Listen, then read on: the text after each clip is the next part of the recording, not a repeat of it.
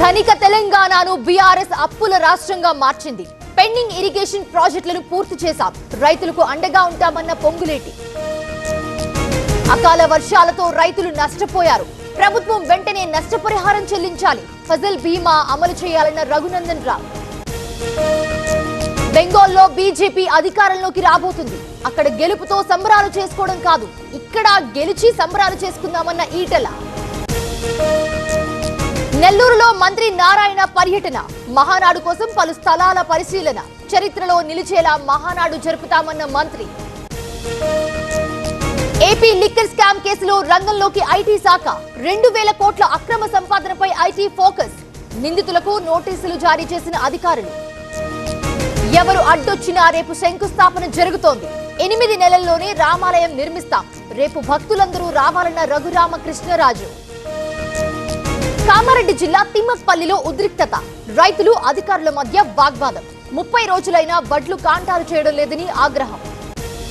తల్లిదండ్రులు కావాలనే మీ కలను నిజం చేసుకోండి. 49 ఫర్టిలిటీ సెంటర్లో ఉచిత అల్ట్రాసౌండ్ స్కాన్ మరియు ఫర్టిలిటీ స్పెషలిస్ట్ కన్సల్టేషన్ అందుబాటులో ఉంది. కేవలం 999 రూపాయలకు fertility assessment package, AMH test మరియు స్పర్మ్ టెస్ట్ తో. పరిమిత కాల ఆఫర్. ఇప్పుడే కాల్ చేయండి 7416106106. 49 అంటే సంతానం, 49 అంటే సంతోషం. నిజామాబాద్ జిల్లా పేర్కిట్లో రైతుల ధర్నా, ధాన్యం కొనుగోళ్లలో జాప్యంతో నిరసన, వెంటనే కొనుగోలు చేయాలని డిమాండ్. ఖమ్మం జిల్లాలో వరుస అగ్ని ప్రమాదాలు, 70 ఎకరాల్లో కాలి బూడిదైన మొక్కజొన్న పంట, ట్రాక్టర్ కూడా కాలిపోవడంతో బాధితుల ఆవేదన. పాడేరు కనకదుర్గ ఆలయంలో చోరీ, 7 లక్షల విలువైన బంగారం, వెండి అపహరణ, రంగంలోకి దిగిన పోలీసులు.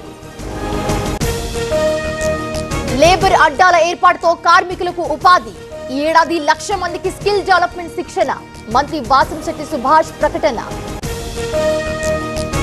ఆర్టీసీ విలీనంపై గత ప్రభుత్వం మాట తప్పింది, ఆర్టీసీని ప్రభుత్వంలో వెంటనే విలీనం చేయాలి, ధాన్యాన్ని వెంటనే కొనాలన్న రామచంద్రరావు. సచివాలయానికి సీఎం ఎందుకు రావడం లేదు, గత ప్రభుత్వం చేసిన తప్పులే ఈ ప్రభుత్వం చేస్తోంది, బీజేపీతో పోరాటం ఉంటుందన్న కవిత. బీఆర్ఎస్ హయాంలో భూముల ధరలకు రెక్కలు, కాంగ్రెస్ ప్రభుత్వంలో రేట్లు పడిపోయాయి, పాలన అంతా ఆగమాగమన్న హరీష్. హైదరాబాద్ ORR పై మరో ప్రమాదం, తుక్కుగూడ దగ్గర కారు బోల్తా, 4గురికి తీవ్ర గాయాలు, కారు టైరు పంచర్ కావడంతో ప్రమాదం.